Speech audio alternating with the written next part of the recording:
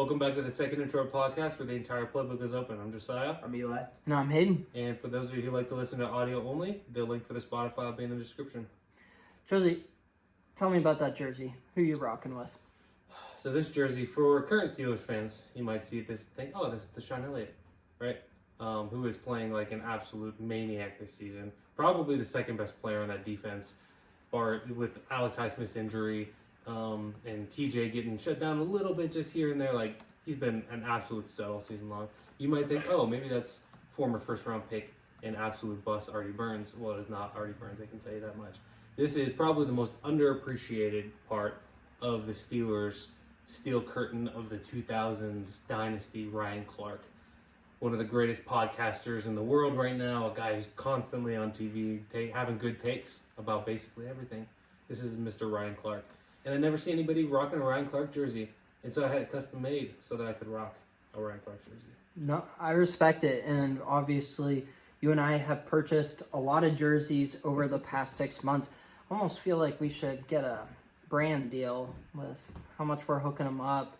We've been ordering baseball jerseys, soccer jerseys, everything. I don't think you're allowed to do. I think it's against the law to do brand deals with like 6-year-old kids or whoever's making those jerseys.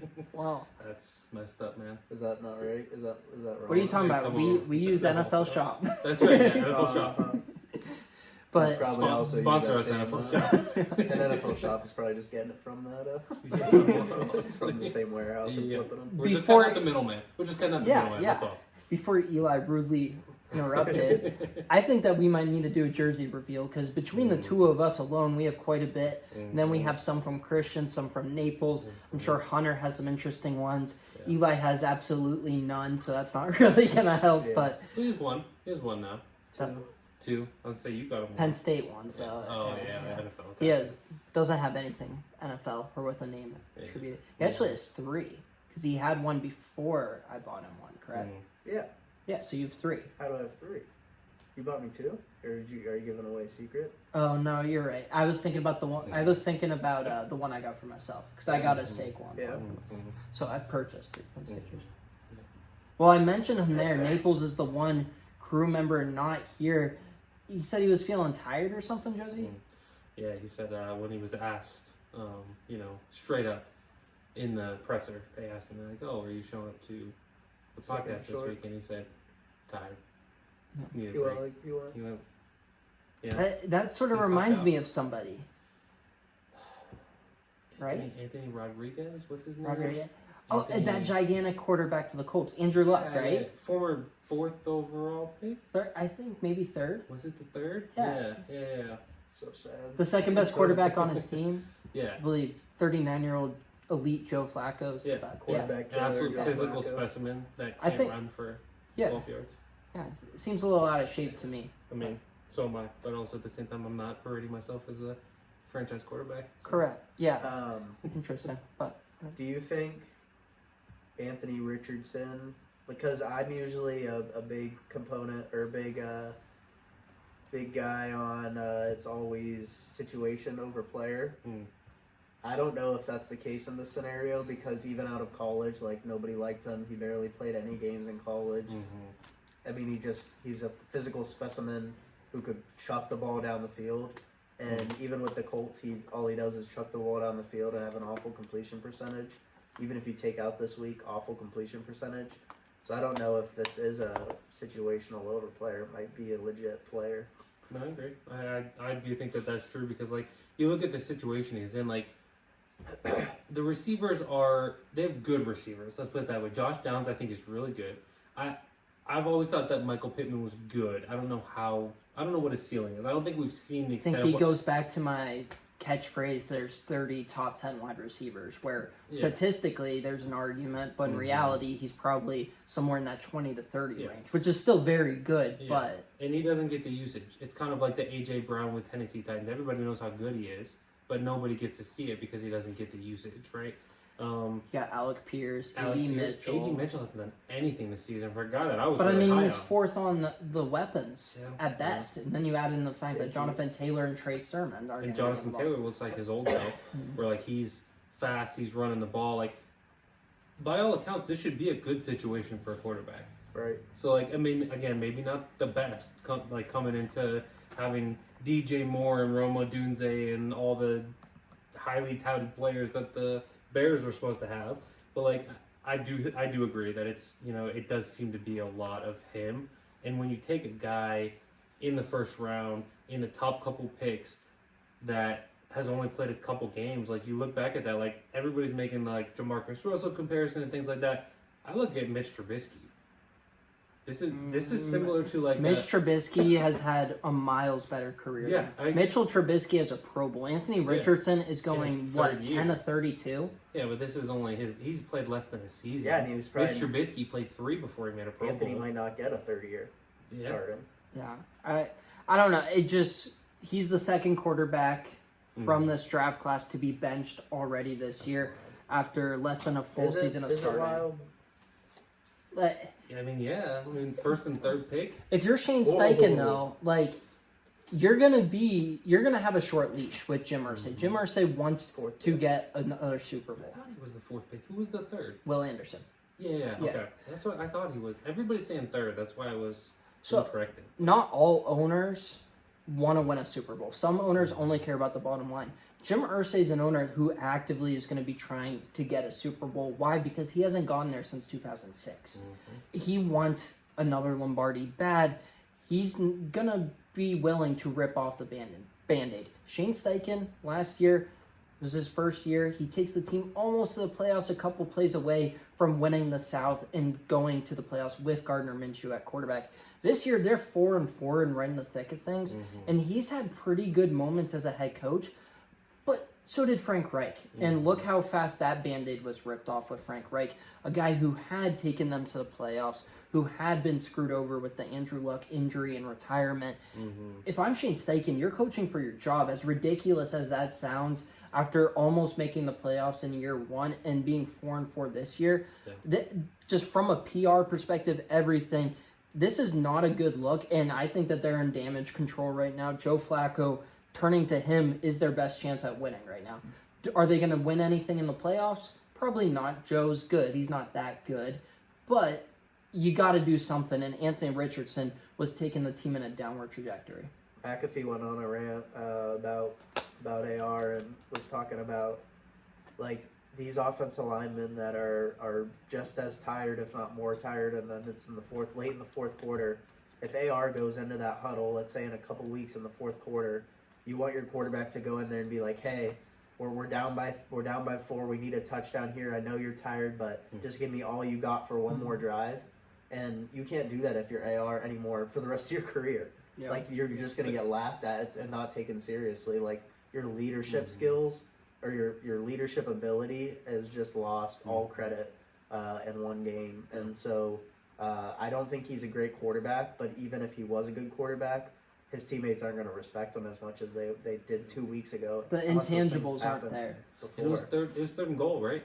Like when he subbed It himself was. out, it was third and goal. And it was It's third like- and goal from the 10. They ended up running a halfback draw, which, once again, proves the point even more. If you're really that tired, audible it to a halfback draw anyway. We really hit on how bad it is of him actually doing the deed and taking himself out. But I think it's arguably worse that from the PR perspective, he doesn't have the self-awareness to lie about it. Goes up to the stage, hey, I don't care if you wear glasses. Say, my contact lenses are out. Say you got some turf beads in your eye. Like, Yeah. do something. Like, I felt a true. shooting I don't pain know. in my back. No, you lie. You have to have some self-awareness there. And I have to think that whoever's on the PR staff talked to him and said, hey, this is what's out there on Twitter right now. This is what people are saying. You're going to be asked about this. Here are some answers that are going to help you avoid catastrophe. Instead of what he did, which just goes straight head on into the car accident. It was awful. No, it's And bad, dude. The way he said it made it worse. He thought he was going to get some chuckles. He thought they were going to laugh. He thought that it was an amusing comment. Right, but I don't know about straight up lying that like. Why? Because if he goes off to the coaching staff, like what The you coaching staff looks bad right now, too. They probably would have preferred him lie.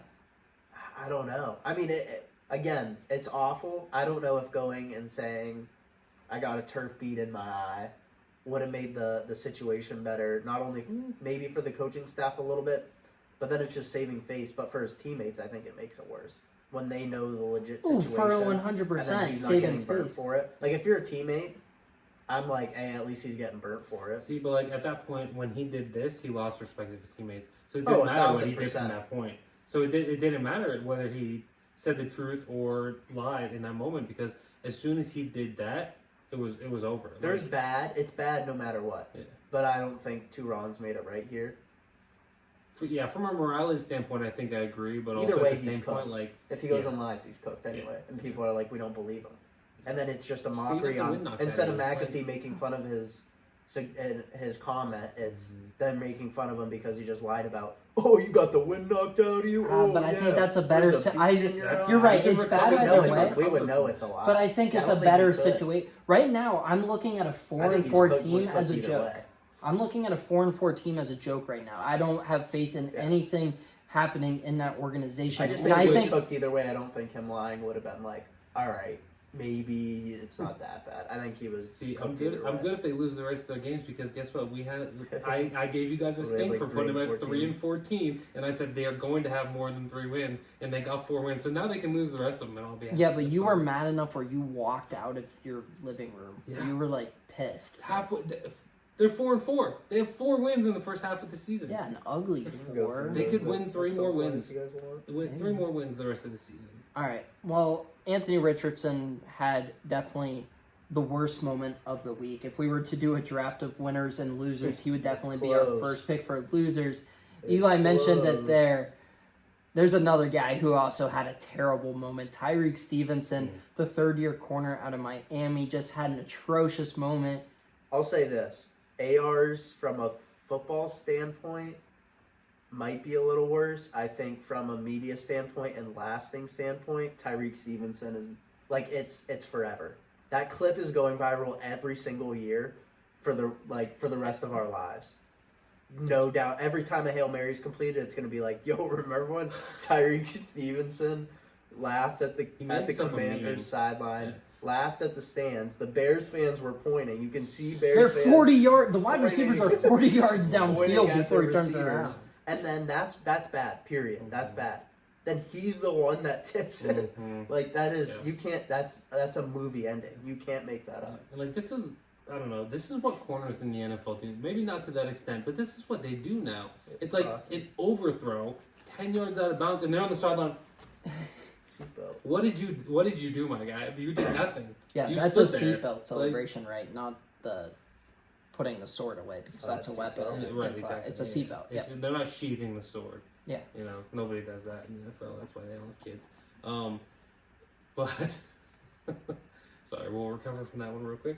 All right, we're back. So, yeah, but that's just what corners in the NFL do now. Like they're the entertainers. But this is above and beyond because of what happened to him. Like if he comes up and he deflects that ball down to the ground, nobody's talking about that right now. It's the fact that it ended with a loss for their team. Mhm. He is taking that loss on his shoulders by the entire fan base and really the entire NFL. They're blaming him for this loss because of what he did beforehand. Now, if he's in position and the same exact thing happens, they're not blaming him still. Like, it's just Yeah. like, oh, that happens. You know, you still need to bat it to the ground. We don't talk about it again the next day. But because of that happening and then the sequence of events that happened right afterwards, I mean, you got to take your losses with that, buddy. Like, sorry. This is And this if is on you. Noah Brown doesn't even catch it, that video probably doesn't go viral because people don't really care that he's talking trash. It probably gets brought up in a position meeting this week where they address it internally, but it's not a huge deal or anything. But it's just kind of like, it is funny. In an alternate universe right now, like, that video didn't go viral. He still did the same exact thing, but there was zero backlash because no one cared. The Bears won the game. So, interesting.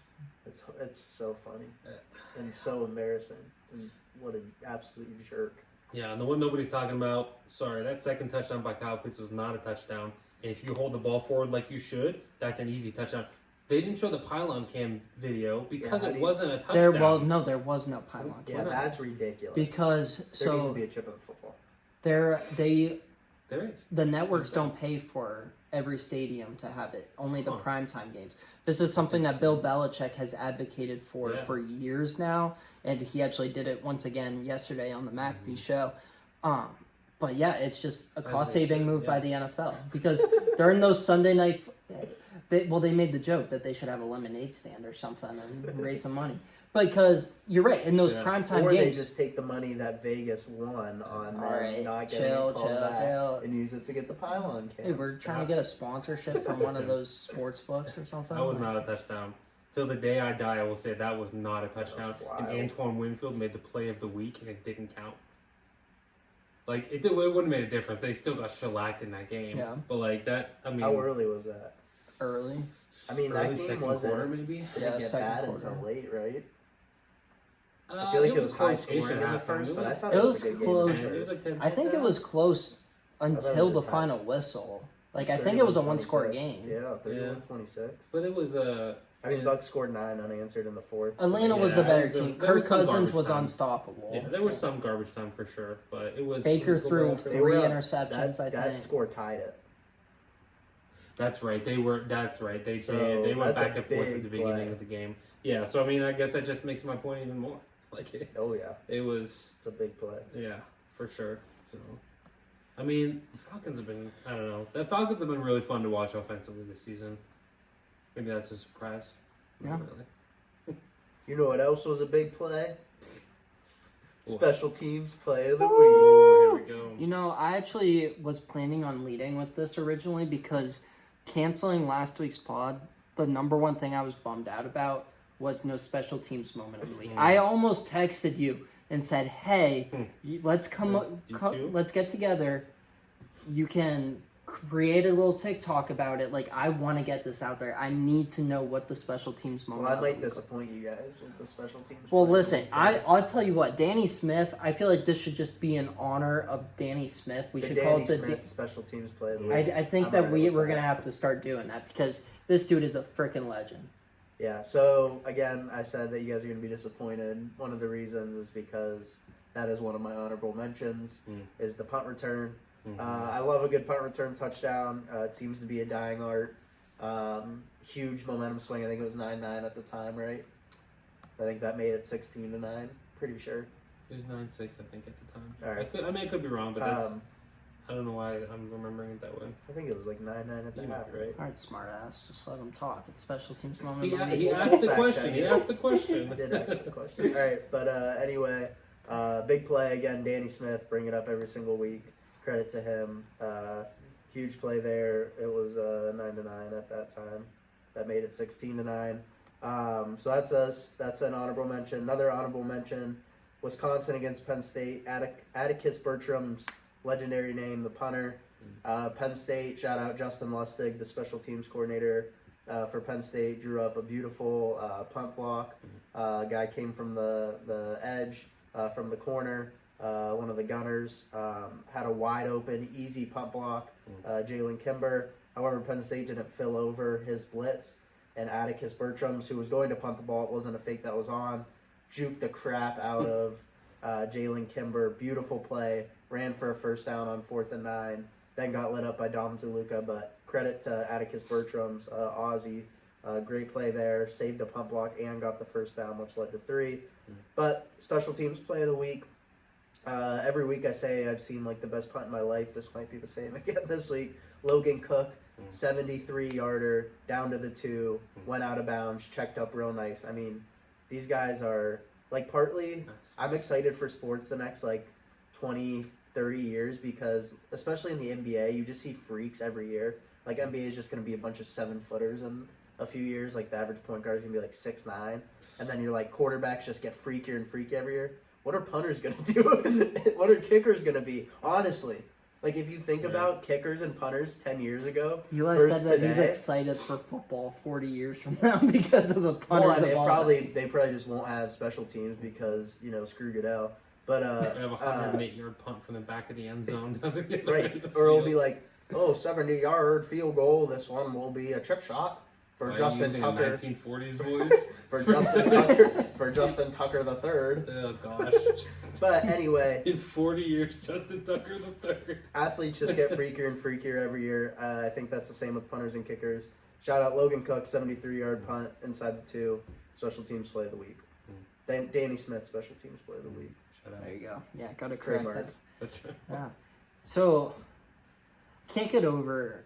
I want to address a couple things you said. The first off, you saying that you're excited for football 40 years from now because of the punters evolving is just hilarious. Number 2, did you guys see the Twitter reaction to that Logan Cook punt about how you can't even do that on Madden? How it's that hard to It's punt that impossible. well on Madden. So, I'm going to peel back the curtain a little bit. Growing up, me, Eli, and Christian, obviously Christian, we're going to have some exciting updates about him moving forward, but we would do what we called Madden seasons, where we would play Madden Connected Franchise. Most of the times, we would go against each other and choose different teams to build our franchise. Every once in a while, though, we would be on the same team, or there'd be times where I would be on a team and Eli and Christian would be on another. Eli would request and want to only do special teams. So when you're thinking about playing Madden, you're like, oh, you want to be the quarterback. You want to just throw 4 verts all the time. Maybe you run the ball every once in a while with a halfback counter. Every once in a while. Not Eli. Eli, when he really had to, would play some defense, do some elaborate blitzes, but really he got excited about 2 things. 1, punting the ball, and 2, signing Javelin Guidry, putting him 97 as the The gunner. gunner and just block. And then blocking you get punts. punt blocks off the edge. Whenever we needed one, hey, you guys want a punt block this time? I got you. Yeah. You just had to draw it up right. And this is what we would do into the wee hours of the night. Eli would just block punts and punt the ball inside the 20. Eli's the type of person who would want to punt the ball on 3rd and long to try and catch the defense sleeping. I might have convinced them a couple times. Because, like, if you're in Madden, it's like 3rd and 24. Yeah. You're not picking up the first. Yeah. They're going to come out in a cover 3, right? Mhm. You might as well punt the ball and get the extra 30-yard roll, right? If you're at your 20, you might as well get that to the 10. You might as well have a 70-yard punt rather than just getting 10 yards or throwing an incomplete pass or interception and then you're punting it in the 40-yard net. Yeah. Eli, I think I know the answer. Who is your favorite Madden punter of all time? Marquette King. Yup. Of course. That's the only answer. Yeah, that would be. I don't even know who an like, honorable mention would be. You would trade. We would have. We would make Hacker, 'cause house he can throw rules. it. Yeah. Like, So Johnny Hickman. Yeah, I think it was Marquette King. yeah, it was Marquette he King said, or he bust. said honorable mention. I don't know if there was. Yeah, there's not one that comes to mind. Like maybe, like more recent. I was trying to think of a recent one because Marquette King hasn't played in a while. Like I was thinking maybe Ariza or Presley Harvin, but I don't even know. Probably like Blake Gillikin just because Penn, Penn State. State, Jordan Stout. Yeah. I don't really think there has been one. What Eli was saying though before, we would do house rules where we would limit our transactions. Eli, we might have to do just like a series on like how we used to play Sure. Madden, but there'd be house rules on a limited number of transactions, such as signing free agents during the season or trading, just to kind of hold each other accountable because otherwise you can just sign any free agent whenever, and it's just not as fun. I was kind of a pain in the butt and wanted it to be realistic. So we did make the rule, however, that punters and kickers are free. You can trade for any punter and kicker at any point as long as you don't give up a player. It has to be kicker for kicker, punter for punter, or a draft pick at it. Same thing with signing. You better believe the first thing Eli was doing every single Madden season was trading for Marquette King. And then the more recent ones, I think Justin Tucker became a popular one as well. But Yeah, I mean, even in the seasons where we weren't on the same team, I would trade every single offensive player that was good on my team. So my offense would be a bunch of like 70 overalls with Trace McSorley at quarterback, and then I mean this is like a year or two ago too. And then my defense would just be juiced. My special team would be juiced. I'd run goal line every single play, run the crap out of the ball, chew clock, pin it until they threw a pick six, and that was game.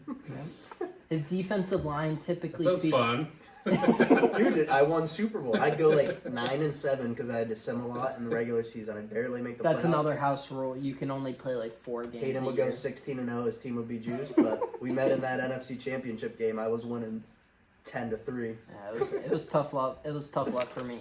Yeah, his defensive line consisted of J.J. Watt and Aaron Donald on the inside. His defensive ends were Chase Young and somebody, I probably think. when he was young. Like Chase On the Young and Vikings, Myles Garrett yeah. or something. Nah, yeah, just absolutely juiced. Like if he had an 80 overall player on his offense, he would get upset. Like he didn't want it. He would Yeah. rather have a set All from my the overall. draft picks just trade away for defensive Did you ever try to players. get Marquette King before he did? Or was it an unspoken rule that you got Marquette? I don't think they wanted Marquette King. Well, yeah, but like Not you as take bad it so as you him. can't have him. There's a difference. Like Yeah, or like then I'd have to trade like a first round. I would do that every once in a while with like a Penn State linebacker special teamer like Michael Motti or something. Just like because I knew he Sean would Lee. give up a draft pick. mhm. Penn State, yeah. So Jesse James, I think a couple times I would get just to kind of screw him over. Maybe Guys I'd like go that. for Trace in free agency so I couldn't get him for like 1 year, $600K. Yeah, but oh yeah. As my Super Bowl quarterback. Sorry about that 10-minute segment. Yeah.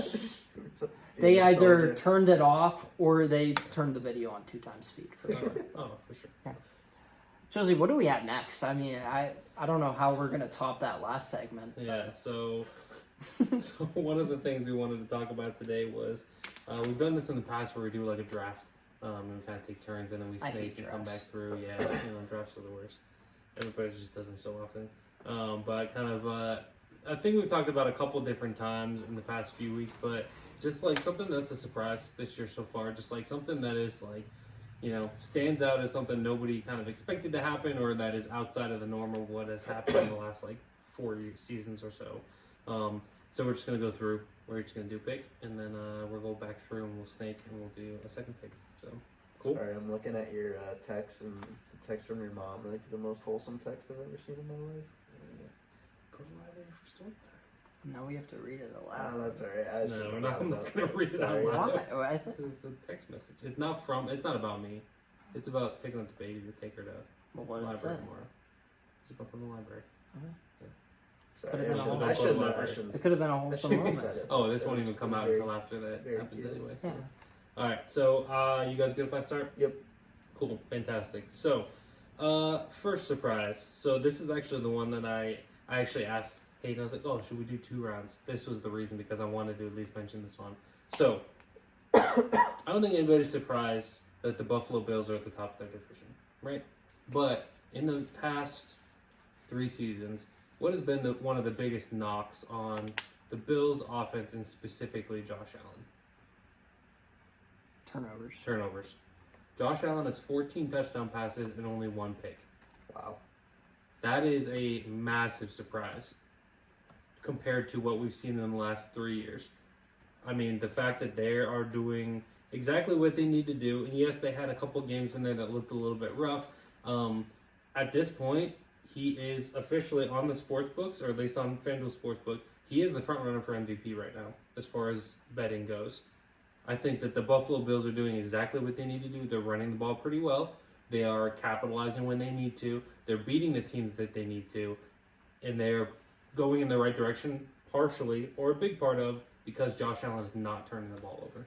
I mean, they look good. Yeah. Their fans are happy, and 7-10 is going to win their division. 7-10, that'd be wild.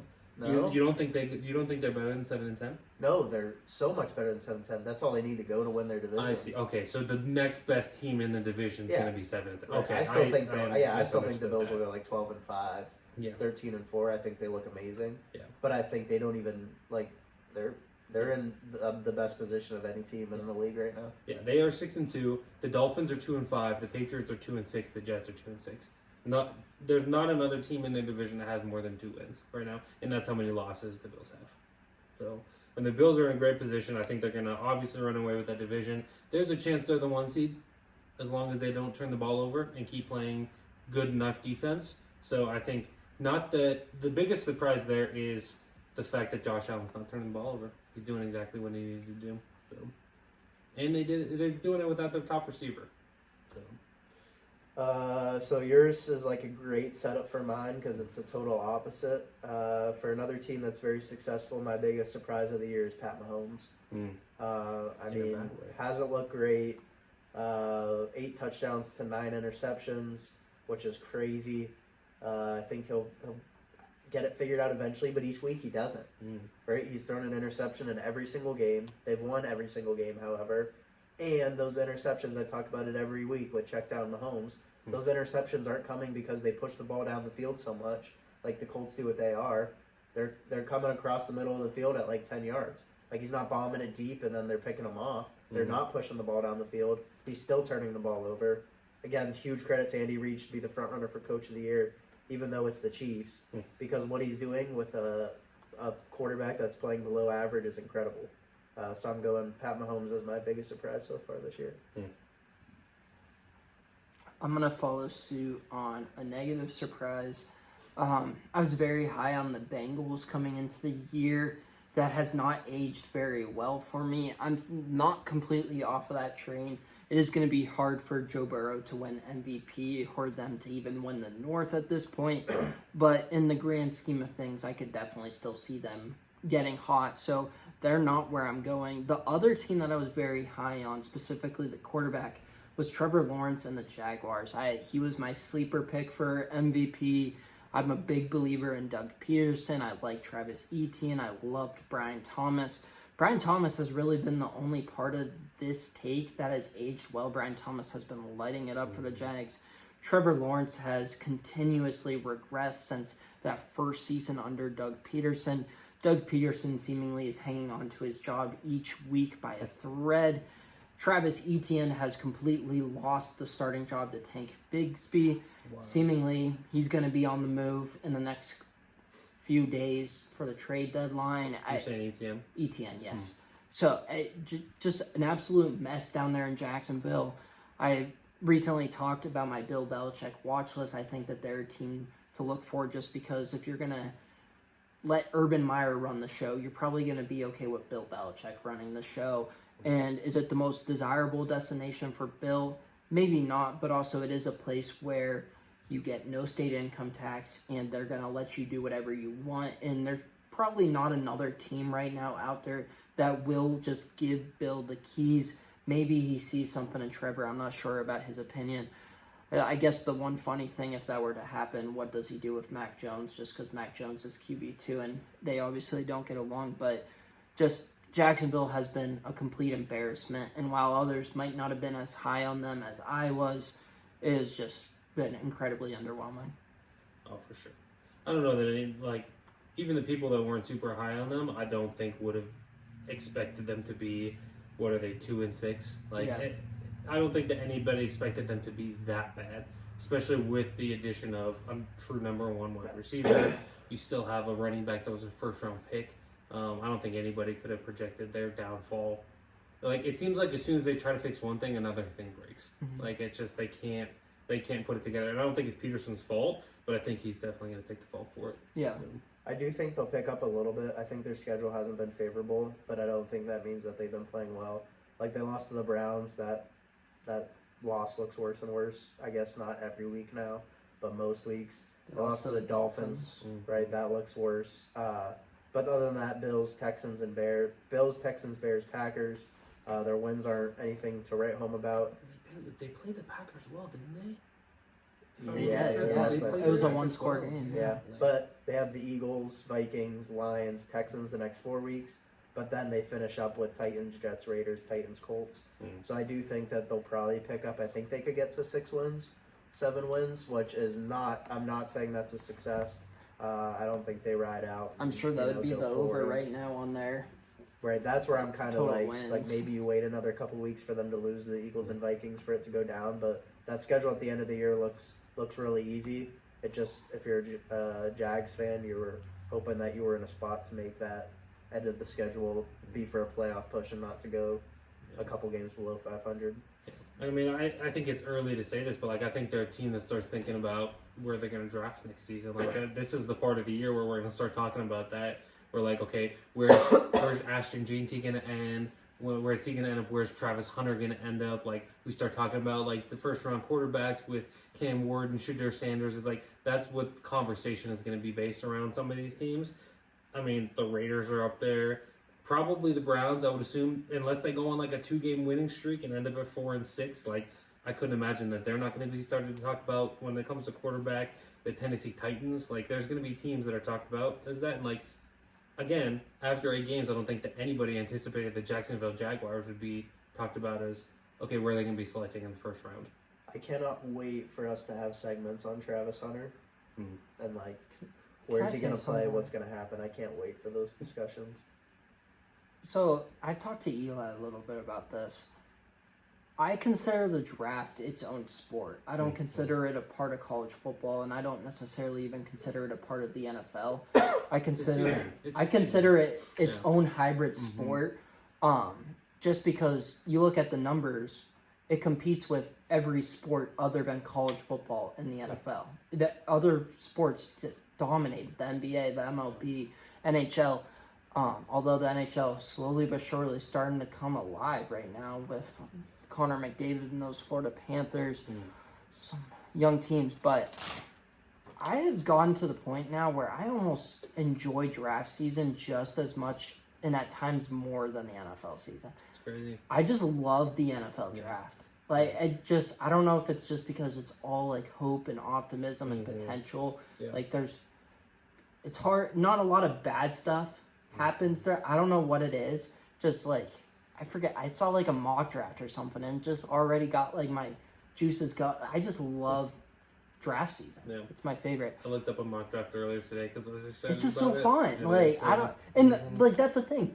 Our team right now, we're both Steelers fans. We're 6-2 and in the thick of things. Like, we, for the first time, look like we might be able to compete in the playoffs.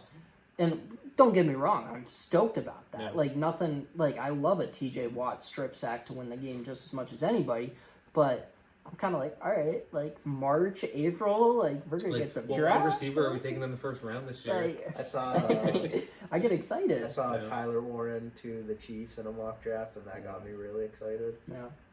I mean, Josie, you and I have been talking about that for years at this point. Why don't the Chiefs or the 49ers bring in a second tight end? Because with offensive minds like that, you can do all kinds of crazy crap. I thought that Jatavian Sanders to the Chiefs would have been a perfect fit.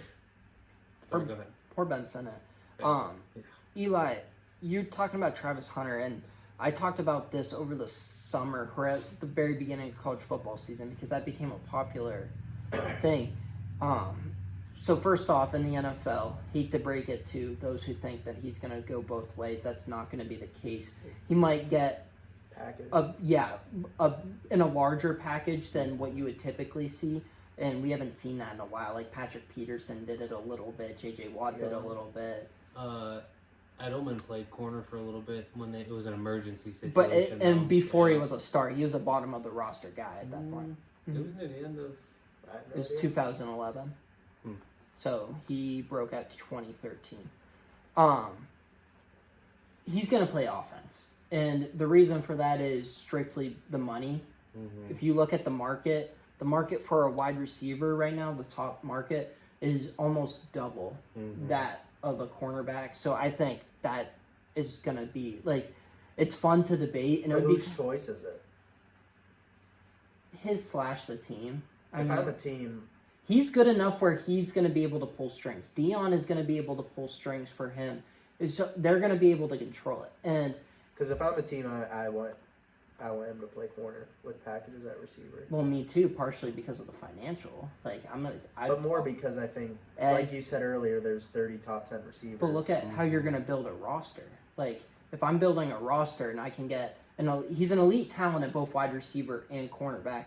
If I can get an elite talent for 20 to 25 million rather than 40 or 45 million by the time he gets a second contract, dollar for dollar, that's just going to be a better deal. And I mean, look at what's happening at the trade deadline right now. Nobody's trading for corners. Yeah. Right? Everybody's trading for receivers, and like, yes, you can make the case that they're more valuable right now in a passing league, but at the same time, it's like there's 10 first-round graded quarterbacks every single year in the draft. How many first-round first round rated wide receivers in the draft every year. Are there 10? Are there 5 first round graded corners in the first round every year? I don't think so. Like, it's just right now. I don't want to say that receivers are a dime a dozen because there's really good ones out there. But like, everybody takes a receiver. Like, Right, it's not. and this is the same thing that we do with the draft. I don't like that mentality of there's these many receivers go in the first round. Like, I don't think that should be a part of the argument. And again, we'll have this discussion 10 more times before the draft. But I every time I'm gonna say that I'm gonna argue for Travis. I think Travis should be. I think from a team standpoint, Travis should be drafted as a corner with packages at receiver. And if I'm Yeah, him, if I'm him, yeah. I'm saying no. You want to be a receiver.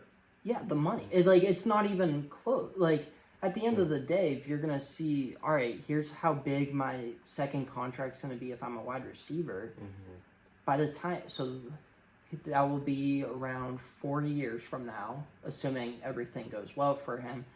He's going to be over 40 mil.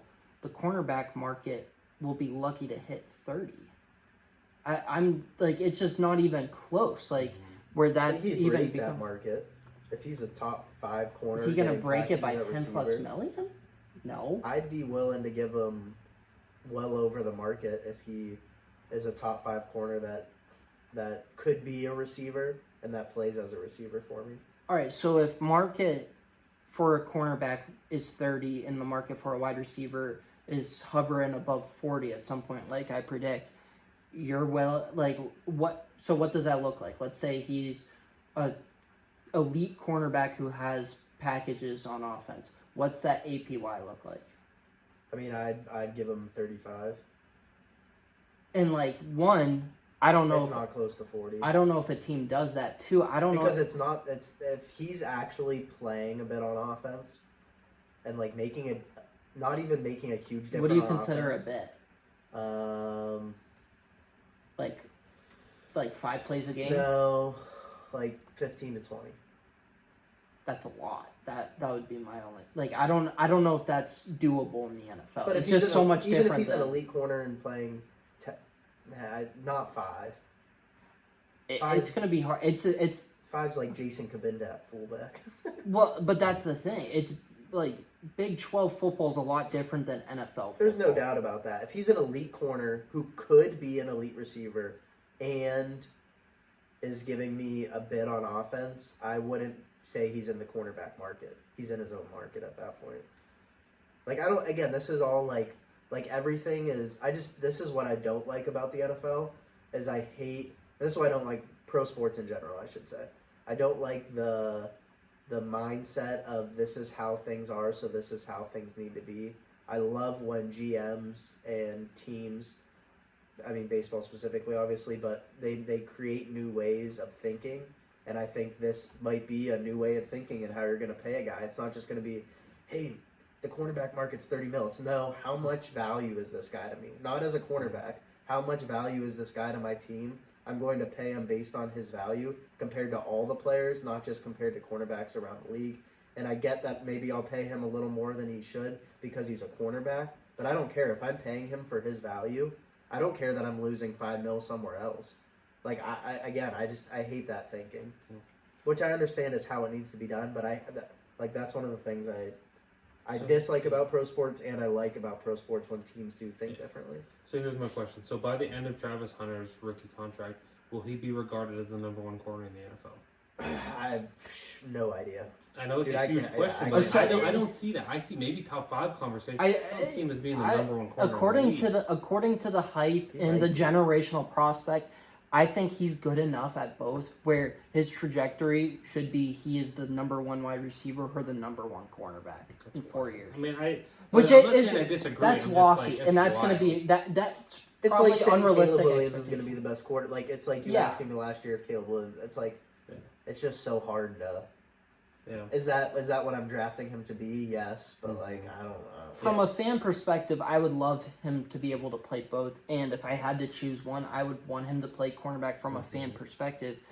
But if I'm a part of Travis Hunter's camp, if I'm Deion Sanders, if I'm whoever his agent is, if I'm whoever his family is, I can't look at him in the eye and say it is in your best interest to play cornerback, because that's just not it at all. Like there is zero reason, business and financially, for him to do so. He is screwing himself over. He is putting a cap on his earnings, and we see how fast this money can go. You got to make as much as you can when you can. If he has smart people advising him, he plays wide receiver. Well, the Which thought that stinks I was from a going- football perspective, to go off of Eli's point, but No, I that's get- just I get the the- reality of the Yeah, situation. I get the business of it. And the thought that I was going with that was Pat Surtain's the best corner in the league right now. I don't think there's much argument, much debate for it. Here's the thing: leading up to the trade deadline last season, he was in trade talks. The teams were in trade talks for Pat Surtain, and yes, they were going to give up an arm and a leg to get him. I understand that, but leading up to it, the Broncos were at least listening to what teams were, and then all of a sudden they go around and they pay him $24 million a year. Like, Well, that's the thing, though. Look at his contract. He didn't blow out the market. I mean, he topped it, and then he- Jalen Ramsey went and topped his. Yeah, they inched above each other. That's Yeah. not what we're seeing with the wide receiver market. That's not what we're seeing with the quarterback market, where we've talked about Dak Prescott last week, I think, the $60 million per year. You're seeing that jump and jump. The running back market's really the only one that doesn't jump. The cornerback market might be the second worst market right now. And I think a reason for that is our elite corners. So I think the two best corners in the NFL, like you said, Patrick Surtain, one. I think Christian Gonzalez, two. Neither one of those guys are touching peak Darrell Revis, peak Champ Bailey, peak Deion Sanders. Heck, even Jalen Ramsey from 8 years ago.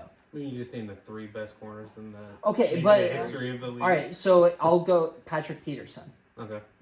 like those guys aren't as good as. You don't think Pat Surtain's as good as Richard Sherman and Patrick Peterson? I think he is. No, I do not.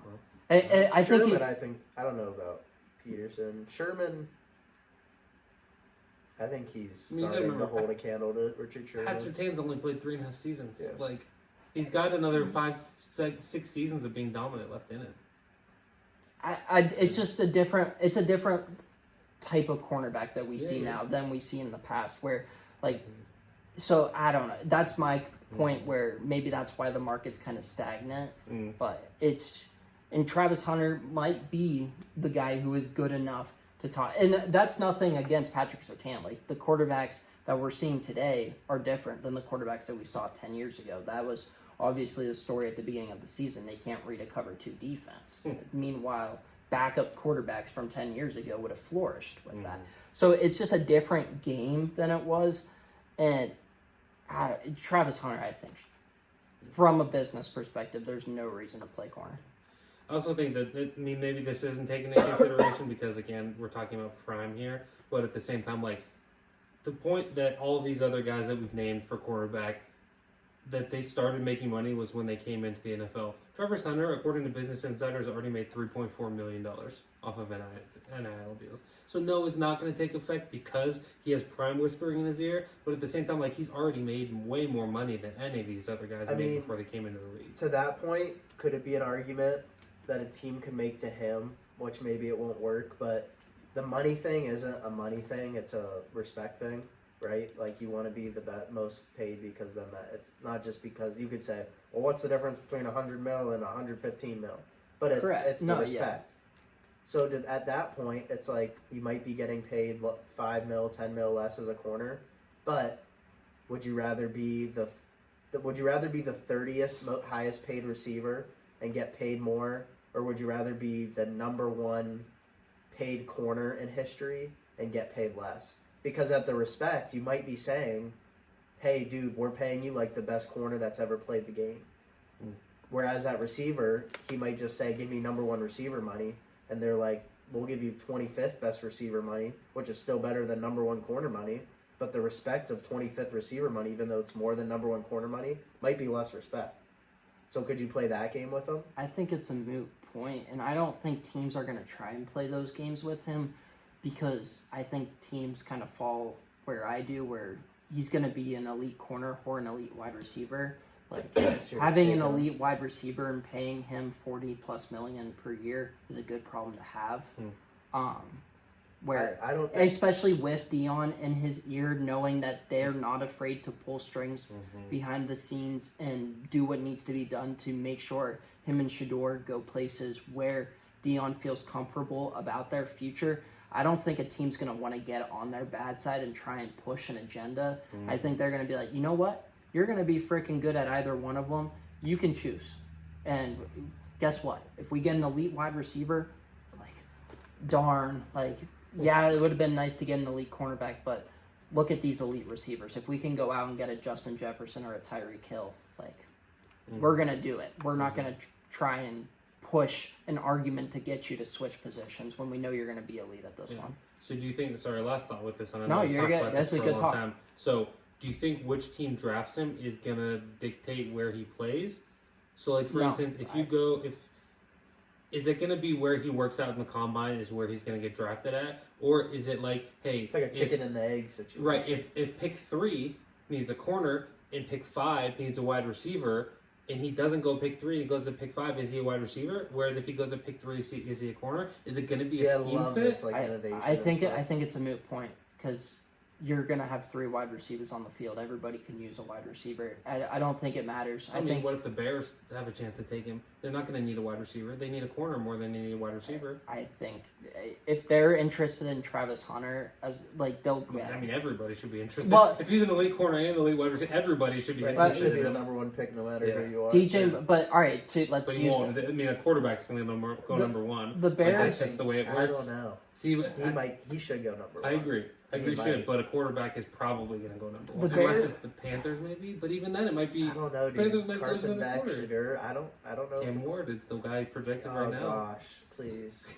The Bears are an interesting one because you're right. Cornerback would definitely be a need.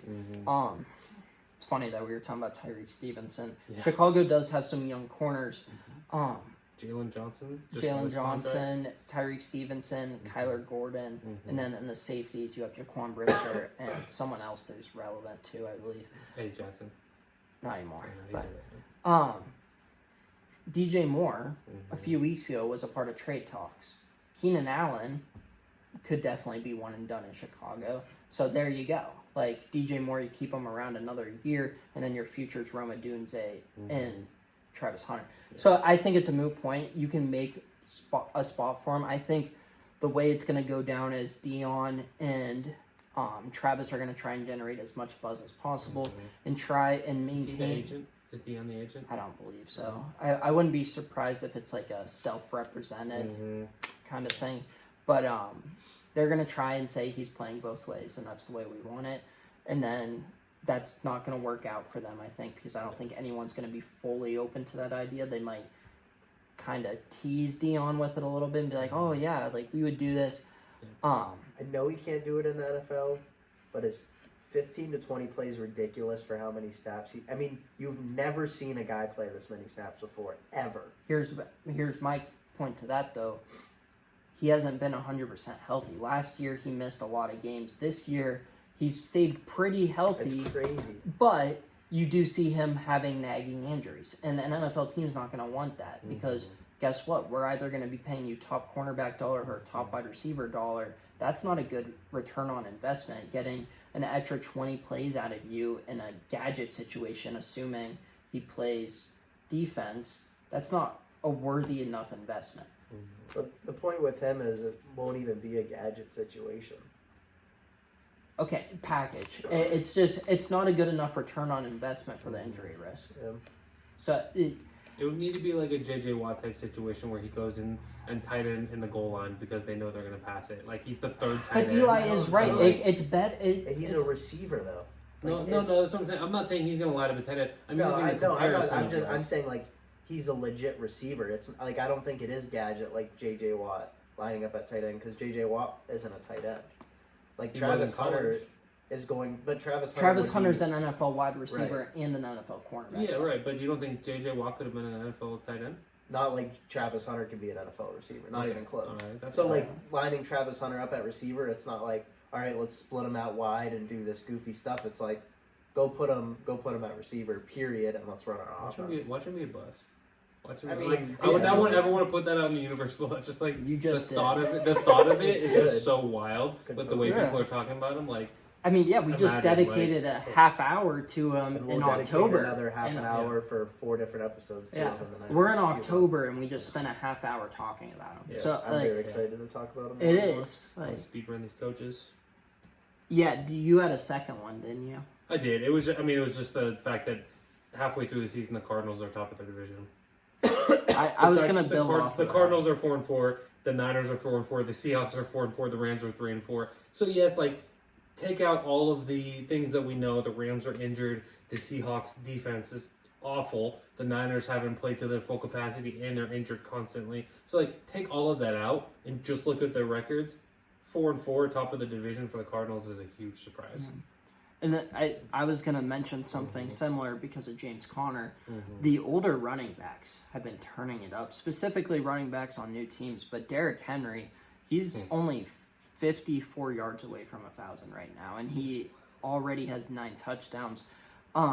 He is in the MVP conversation, not just the Offensive Player of the Year Do you conversation. think he's more? There's more of a case for him MVP this year than it was in his 2,000-yard season in was that 2019? I would say no, mainly because his 2,000-yard season, there wasn't a runaway quarterback. I think that was Rodgers won it that year, right? It was. Yeah. But like Rodgers didn't have the gaudy numbers. Yeah. This year, Josh Allen's gonna have gaudy numbers. Jared Goff's gonna have gaudy numbers. Joe Burrow, if they can win games, Is Jared Goff gonna have got any numbers? He threw for less than 100 yards on yeah. Sunday. But if he has 45 plus touchdowns, That's true. like That's fair. that's what I mean. But not just Henry. Saquon has obviously been doing very well, and these are high averages too. These are 5.9, 6.5. Josh Jacobs has been lightning, 667, 4.6. James Conner, we mentioned him. He has been amazing for the Cardinals. Just truly one of the more durable backs, which was a knock on him coming out of school. We got Alvin Kamara, who's been electric. Joe Mixon, Aaron Jones, Tony Pollard. These are older running backs, especially for the running. David Montgomery, when healthy, has been an all-pro level back. It's just weird to see, and I kind of appreciate it. I like the running game getting more involved in 2024. Yeah. Awesome. Coaches. Yeah. So we want to talk a little bit about. We talked briefly about it. I know Hayden mentioned it a few times this episode. We want to go through and name some coaches that we feel like their seat is the hottest. So Hold on, let's play a game with this. I'm gonna go through all 32, and I want you two to give me, on a scale of 1 to 5, how hot their seat is. 5's the hottest. 5 being the hottest. Okay. All right. So we'll start off going off the orders here. Dolphins. 2. Hey, look at that. Look at us.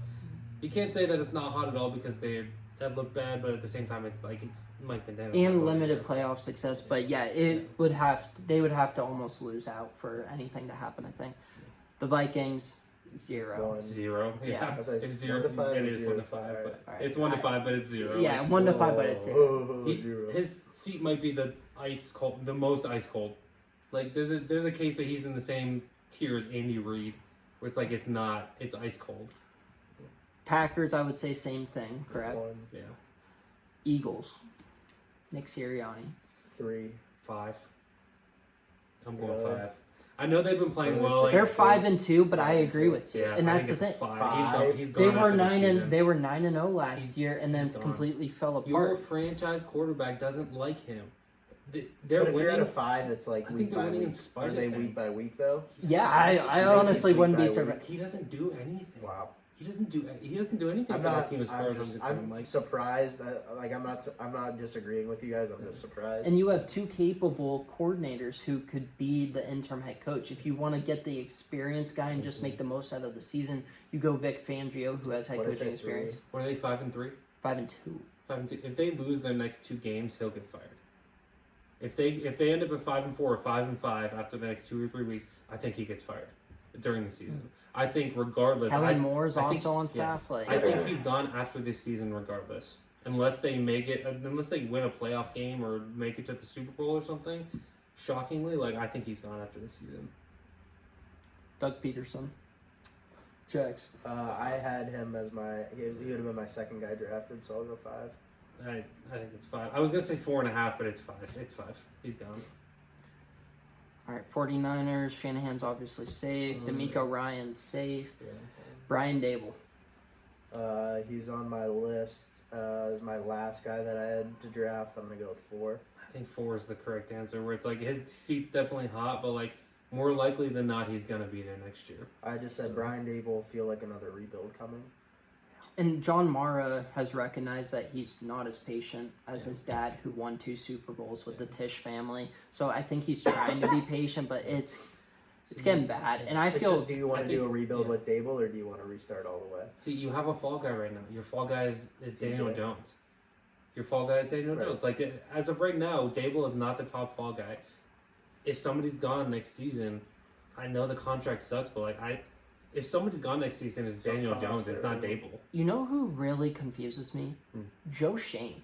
Hmm. Because, Eli, I'm assuming you didn't. Josie, did you watch the off-season Hard Knocks? Dude, it's so. I just see clips of him like bashing Saquon. Joe Shane was terrible in that. Brian Dable was pretty good, and I think Brian Dable was smart enough to keep his distance and not say much. Yeah. Joe Shane was horrible. He Yeah. looked awful during the whole entire thing. He has had a pretty good draft. He has 3 offensive skill players who have looked Yeah, but his pretty kids good. drafted them for him. I did see that clip. He's like, who should I take? He's like, oh, you should take Neighbors. Yeah, Malik Neighbors, Theo Johnson, shout out. Maybe future tight end university, and Tyrone Tracy. But I like, do you start over? You brought them in together. So to me, I want, and I like that. I like my coach and my GM being glued at the hip. I don't know if either one of them has done a terrible job, but I don't know if either one of them has done a good job. On a pass-fail, I think that they've both been on the fail mark. Not by much, but it's just interesting because I think Brian Dable's seat is a lot hotter than Joe Shane's, partially because Joe Shane had a good draft. But I don't know. That was something that I was thinking about earlier today. I just wonder. Sorry, I'm just fantasizing. We could get Danny Smith on the podcast in the offseason, don't you think? He's from Meadville. All right, we can work Do on you it. think we somehow got an email like, hey, Danny, from Erie, we have a Danny Smith segment? I think somehow. As long as the dude still uses email, because he just, I don't think he has a Let's hit headset. it- He let's never hit has his a pager. headset on. He's just chewing on Do you his have phone. his page number? Yeah, I do. Yeah, I'll yeah, hit him up on yeah, his page. sounds good. All right, sorry to. No, you're good. All right, Broncos, Sean Payton. Coming into the season, I would say that there would be at least on the scale, but he has been lights out this season. I'll go 2 just because Really? it's a 1. They're 5 I and think 3 it though. helps because of how good Bo Nix is playing. But if Bo Nix were to like fall off heavy, which I wouldn't be shocked, then. But See, I'm gonna go. it's I'm gonna close to a go. 1. I'm gonna high go on the 1. Sean Payton Bo Nix train right now. Yeah. I'm at a 1.5 because I think going into the season his seat was hotter because not like he was gonna get fired, but because Russell. taking that huge cap hit from Russell Wilson, like, And it's the again, Walmart group, so that Yeah. that Penner family's not worried about a buyout. Like you take out the Russell Wilson thing from last year, and his seat is a 1. He's incredible, but you put that in there, it's like, okay, well, his seat was probably a 2, maybe 2.5 going into this season. So like, I can't justify saying 1. I'm gonna go 1.5. And who knows when that scumbag's going to do Bounty Gate 2.0. He's gonna bring in Greg Williams to be his defensive coordinator. So all right, the love of my life, James Harbaugh, safe, correct? yeah, just gotta fire him after one. How long was his contract they gave him? 5. Probably 5 or 6. Yeah, that seems to be there's no safe. way. He's finishing out that contract at the very least. What about John? Not that he would get, 1. not that he would get fired. Then, But- then it's a 1. No, but in terms of this Retire. exercise, It would you are be- correct. It would be a mutual Hot seat one. retirement. A mutual retire and then a trade. Like, couldn't you see him just being like, you know what, there might be greener water. You know what, we talked about it last year, and this is another good segment that we could probably talk an hour about. But Andy Reid last year, when there was the little bit of talk about retirement, we talked, all right, who would be his replacement? Do you go kind of the in-house, not boring, but you would definitely shuffle a lot of power to Mahomes with an Eric Bieniemy hire? Do you go for the splash hire? Do you try and get Jim Harbaugh? Do you try and get Mike Vrabel? John Harbaugh has coached under Andy Reid before. He's a part of that Andy Reid coaching tree. is that a possibility in the future where John Harbaugh just waits for that Chiefs job to open up and then? Like, Imagine Sounds what like, Baltimore fans would feel. Sounds like a Dabo Saban thing. maybe, but that Chiefs job, like Andy Reid, I'm assuming is going to coach long enough to try and get the Don Shula / Bill Belichick wins record and the Super Bowl record, just because why not? You have Patrick Mahomes. Yeah. But at some point, Patrick Mahomes is going to be looking for a new head coach, and that's going to be maybe the most attractive job in sports history. Yeah. And so just room for thought. Mike McDonald's safe. He's not going to be one and done. Dan Campbell safe. Mike McCarthy. I have him as my first guy drafted on my hot seat. I'm going 5, mainly because of the impatience of Jerry Jones. I think that they don't make the playoffs this year. He's done, and the way they're looking, they're not making the playoffs. And all their games are in prime time. So, like, we're just witnessing. I mean, Jerry Jones has to be, like, laughing, sadly laughing at how good the Commanders are doing. Like, to think the Commanders are in a much better situation than the Dallas Cowboys. They is, took like, a his joke. defensive coordinator.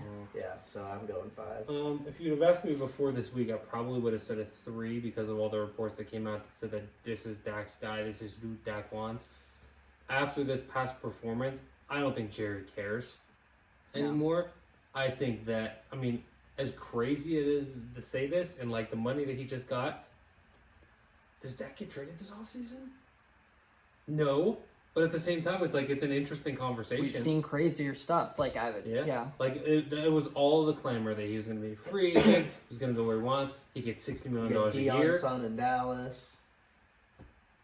I think that it's a 4. Mike McCarthy, I do think that it could be higher than that if they continued this slide.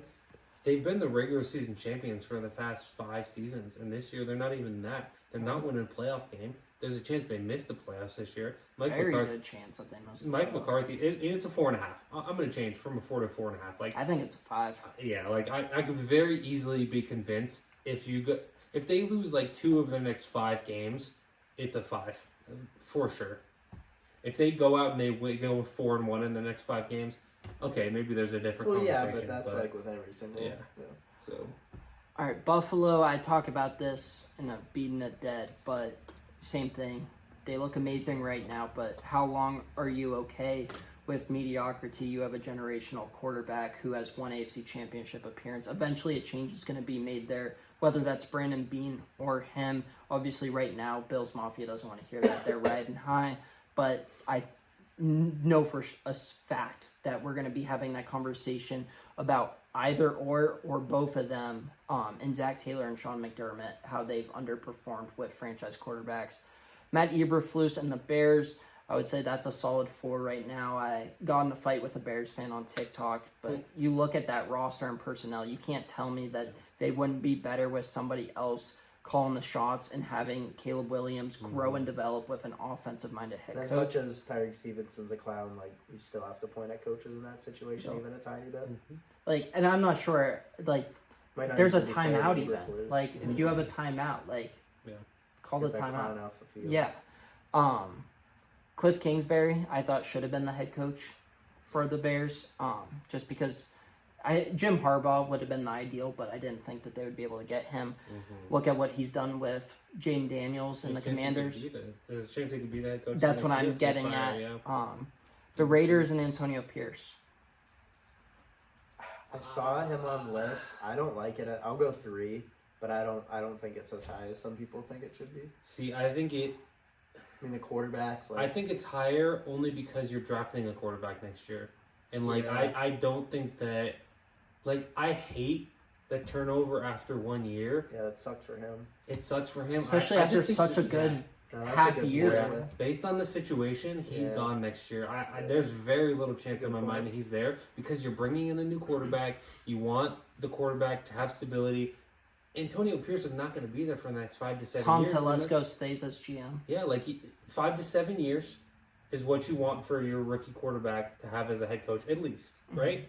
Antonio Pierce is not going to be there for 5 to 7 years, regardless of whether you keep him there next year. Like, you fire somebody, you fire him, you bring in the guy that you want, and you have that matchup with your quarterback, your rookie quarterback, and your new head coach. Like Yeah, that sucks for him though. it does. Yeah, Josie, it just- you and I had the conversation about if Quinn Ewers would have declared this year and given the job to Arch. he would have been the 13th pick. Yep. There would have been 7 quarterbacks taken in the first round. Or at The least in Raiders some took- order. Let's say yeah. Ewers sneaks ahead of one of them, then Bo Nix or Penix or somebody ends up going. Yeah. But yeah, and then obviously we're not having that conversation. One, because I think the Raiders are a better team. Devontae might still be a Raider, et cetera, et If cetera. Brock Bowers wouldn't have gone to the Raiders, he probably would have ended up with the Colts Or the Jets. and the Jets. So I mean, you're looking at a completely different. NFL What If. Go Yeah. back to one of Mhm. our OG series. And at this point, Quinn Ewers is playing himself out of being a first round pick. So Like every other, or 90% of it. All right, we will start to go a little bit faster. Dave Canales and the Panthers. I think that this is very hot. it was hot to start the season. I don't think it's changed. It's still Yeah. it was a 5 to start the season. It's probably a 4 now. He got this But- job because no one else wanted it. Yeah. Let's He be would- honest. He would have been my Like, 3rd pick behind McCarthy and McCarthy and Doug Peterson. But I also wrote poor guy. He had no chance. and if that's the case, if I'm a college, Mhm. I'm running to get this guy as a head coach. Mhm. And if I'm an NFL team, I'm running to get this guy as an offensive coordinator because he has been lights out on the offensive side of the football. College, I think he would thrive. Obviously, the college games Mhm. very much up in the air right now, so I don't know if he'd be interested in that. Same. One thought with Canales too is that, like, again, I mean, if you're looking at a guy who's maybe some redeeming quality for him here is like he's a good offensive guy, and if you're going to draft another quarterback next year and move on from Bryce Young, maybe maybe it'd be a better fit. I'm not saying it's, but like maybe there's some saving grace in the sense that you know that he's a good offensive mind and he can scheme some stuff up. So maybe you keep him for that instance, but I don't think David Tepper's thinking like that. David Tepper sees money signs and W's. And unfortunately, he hasn't seen either one of those in quite a while. So Well, he's seen the dollar signs. I mean, Yeah, he's he's seeing still getting his money, but He's- Carolina. Tennessee, Brian Callahan.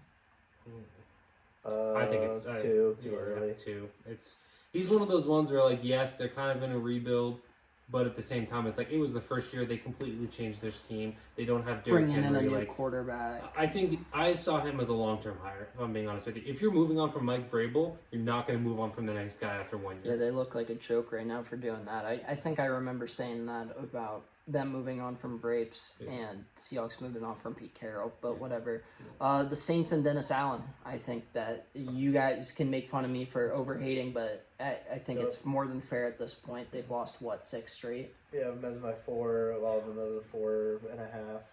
There's just, like we've talked about, not much upside going forward for the Saints. Here's a quick thought with the Saints. I had this thought the other day, and I asked some people at work. I'm interested what you guys think. I don't want to dwell on too long, but so Alvin Kamara can't get moved. I don't know if you've seen his contract. Yeah. He's like a $20 million cap hit next year. Yep. There's no chance he's getting moved at the trade deadline. If you guys are the Saints, okay, and somebody offers you a 2nd-round pick for Marshawn Lattimore, are you Yes. taking it? Yeah, I'm 100%. selling everything. As far as I'm concerned, Marshawn Lattimore, since the point that he came in the league, and still is a top 10 corner in the NFL. He's one of the most underappreciated guys, and people don't talk about him much. I still think he's a top 10 corner in the NFL. Yeah, and going back to our earlier conversation about the cornerback market, you're not going to be paying that much. Yeah. 2nd round pick. Yeah, I'd do so it. I think that Marshawn Lattimore is somebody to watch. Like, if you're going to really rebuild as the Saints, like, you Yeah, need to draft sell capital. everything. And Are if you there can get a any second for Marshawn untouchables on the Lattimore- Saints right now? Untouchables from the Saints' perspective, though. Alvin Kamara because of the contract. But outside from the of that, but like that's just But if somebody fine. came to you, then you're shipping them off. If you're the Saints. I mean, yeah, probably. Like I don't think there is.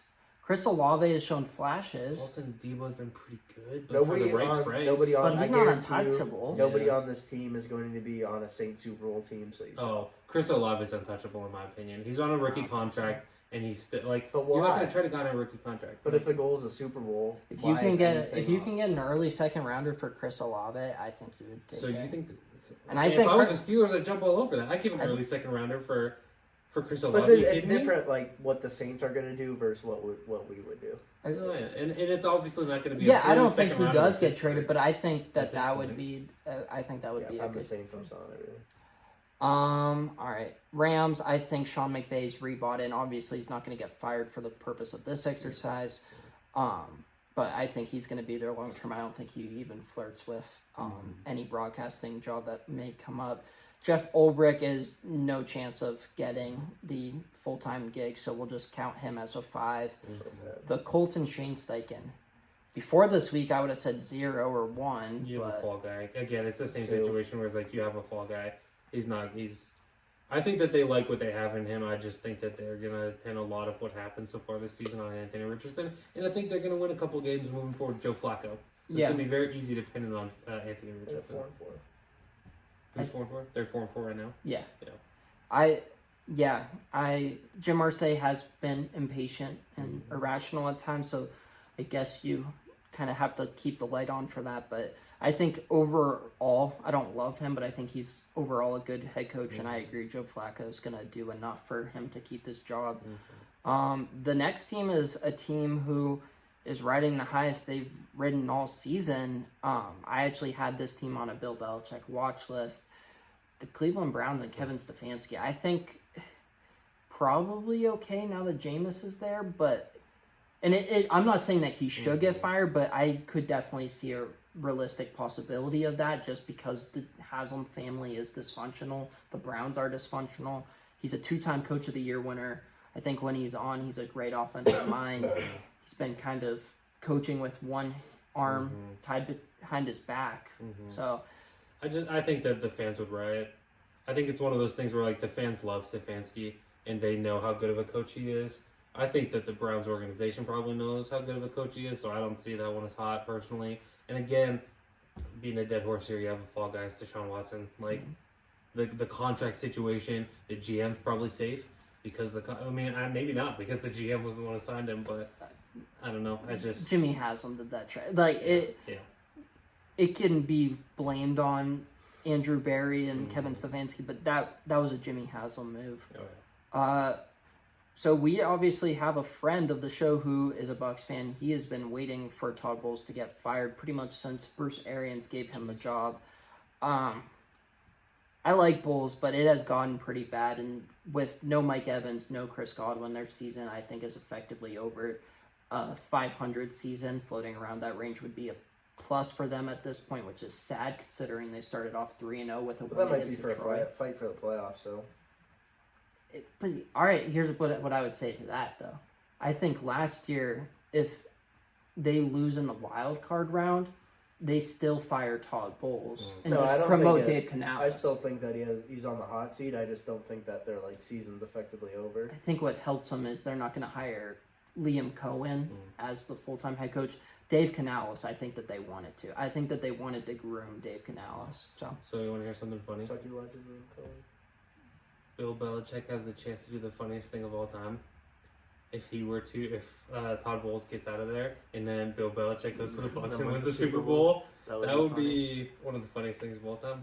I could see him and Baker having a good relationship. Oh, I agree. I actually think, thinking about it now, I think that the Bucs and Bill Belichick is a great fit. Yeah, it's interesting. All right, Falcons, Raheem Morris has been amazing. He's safe. Bengals, I would say the same sentiment that I said for Sean McDermott. And I get it, the Bills are playing way better than the Bengals right now, but I look at those two situations as almost identical. I think that Zach Taylor's seat should be hotter than it is, if I'm being honest with you. So, but I don't think it's.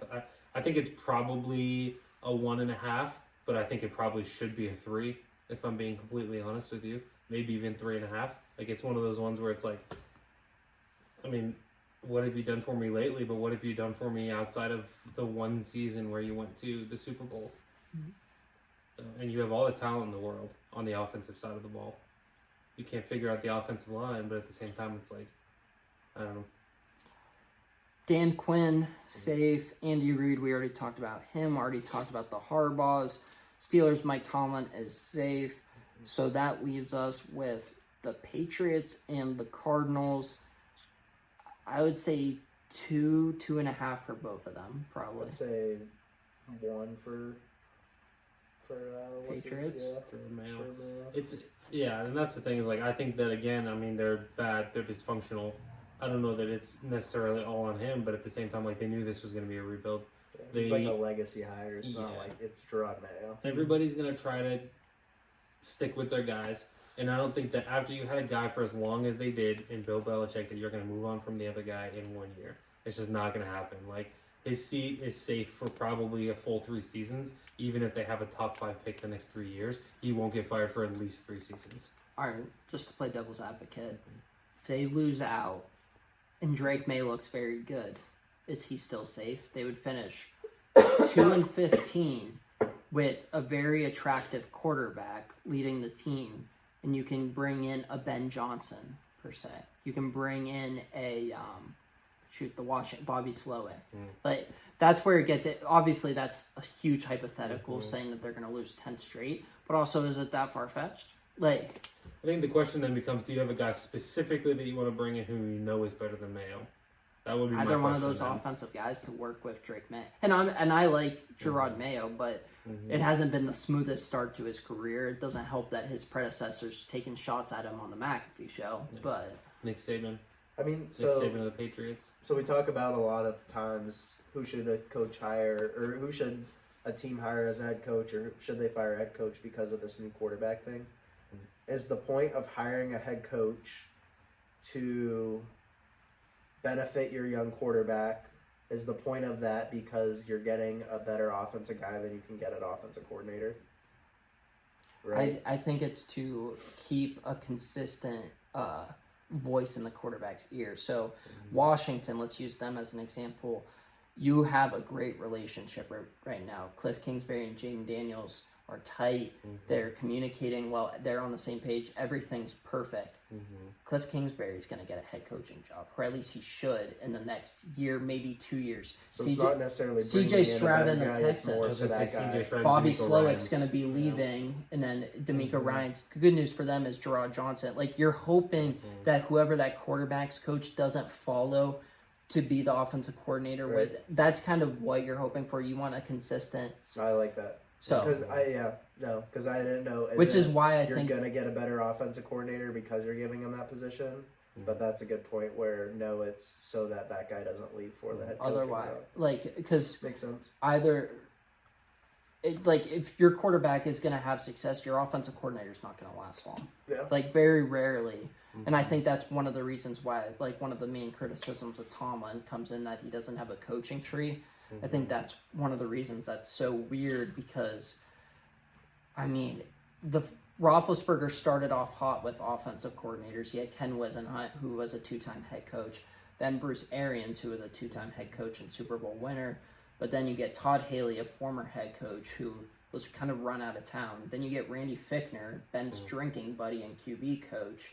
And then you get Canada. So, like, is it ideal? No. And do defensive-minded coaches still have a place? Yes. But ideally, you want that Sean Payton-Drew Brees relationship that we're seeing right now with Bo Nix and Sean Payton. Yeah. Benefits the rookie quarterback. Can also benefit just having consistency. Well, that was not the episode we planned for. Which are the best episodes? Yeah, that's one of my favorites to date, and I think we're gonna have to send Naples a text, not only with the Anthony Richardson meme, but I kind of want to know what are his, like, if he had to grade Stefanski's hot seat on a scale of 1 to 5, what do you say? I'm assuming it's gonna be very low, just because of recency bias. Yeah. But He's probably sleeping. you know. Hopefully, you better not be awake. Well, stay up to date on all of our stuff on TikTok. We're going to be releasing a midpoint through the season All-Pro team, a midpoint through the season award winners. Bill Belichick. I don't know if you guys saw this. Bill Belichick's coming up with his mid-season All-Pro team, and I'm kind of juiced for it. Is it tomorrow? I forget. It's either tomorrow or Thursday. He was talking about it on the McAfee show. I think that's like the 5th time we've mentioned Pat today. But Shut up. yeah, he's going through offense, defense, but then special teams. And we're not just talking punter, kicker, returner. He's doing gunners, and I think he even said he's going to do the linemen. Dang. So, like, I'm kind of juiced for this. Imagine how pumped you would be being on a Belichick all-team. Who's the Oil City dude? Ben Koyak, Yeah. tight end for the Jags. I love this new Bill Belichick. Update: Jacob Naples said 2. Okay. With 5 So being go the to hottest. Yeah, honestly, Yeah. I'm gonna say get some sleep. So that was a test you failed. Yeah. All right. Well, we're going to probably join Naples in bed. No Diddy. Whoa. This has been the Second and Short Podcast. We'll see you next time.